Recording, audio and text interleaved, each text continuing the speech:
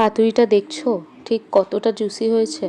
তোমরাও এভাবে বাড়িতে বানিয়ে নিতে পারো আনারস দিয়ে ইলিশ পাতুরি। এটা বানানোর জন্য প্রথমে ইলিশ মাছের টুকরে পরিমাণ মতো লেবুর রস আর নুন মাখিয়ে ভালো করে ম্যারিনেট করে রেখে দিতে হবে। এবার একটা আনারসের স্লাইস নিয়ে কড়াইয়ে সর্ষের তেল গরম করে সামান্য তার মধ্যে আনারসটাকে মিডিয়াম টু লো হিটে ভালো করে ব্রাউনিং করে নিতে হবে। সাথে পরিমাণ মতো কাঁচা লঙ্কাও নিয়ে নেবে। এবারে ব্রাউনিং করে নেওয়া আনারস আর কাঁচা লঙ্কাগুলো ভালো করে চটকে মেখে নাও। দেখবে যাতে টুকরোগুলো বেশি বড় বড় না থাকে, তাহলে মুখে পড়লে খুব একটা ভালো খেতে লাগবে না।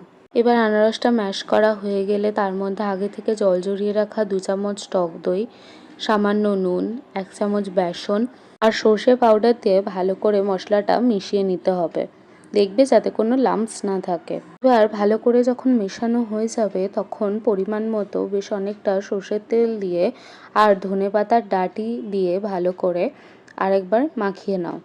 মিশ্রণটা ভালো করে তৈরি হয়ে গেলে এবার আগে থেকে ম্যারিনেট করে রাখা মাছের টুকরোগুলো নিয়ে মিশ্রণটার মধ্যে ভালো করে মিশিয়ে নাও। দেখবে মাছের যাতে প্রত্যেকটা দিকে মিশ্রণটা খুব ভালো মতো লাগে। এবার ম্যারিনেট হয়ে গেলে এই ম্যারিনেশনটাকে আরও 1 থেকে 1.5 ঘন্টার জন্য চাপা দিয়ে রেখে দাও। আর যদি হাতে সময় না থাকে তাহলে মিনিমাম 8 ঘন্টা রাখতে হবে, তাহলে মাছটা আনারস, সর্ষের তেল এই সব ফ্লেভারগুলোকে খুব ভালো করে অ্যাবজর্ব করবে এবং পরে খেতে ভালো লাগবে।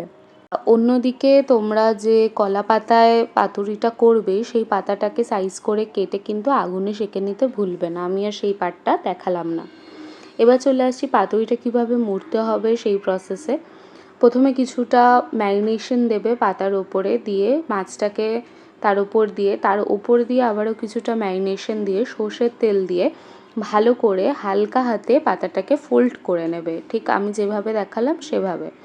এবার একটা সুতো নিয়ে ভালো করে সিকিওর করে বাঁধবে। খুব বেশি টাইট করবে না, তাহলে কিন্তু পাতাটা ছিঁড়ে যাওয়ার চান্স থাকে।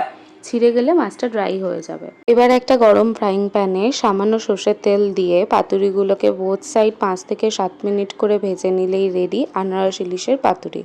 আমি ভেজে করেছি, আপনারা চাইলে স্টিম করেও করতে পারেন, কোনো অসুবিধা হবে না। খেয়ে জানাবেন কেমন লাগলো। ভালো লাগলে একটা লাইক করে দেবেন।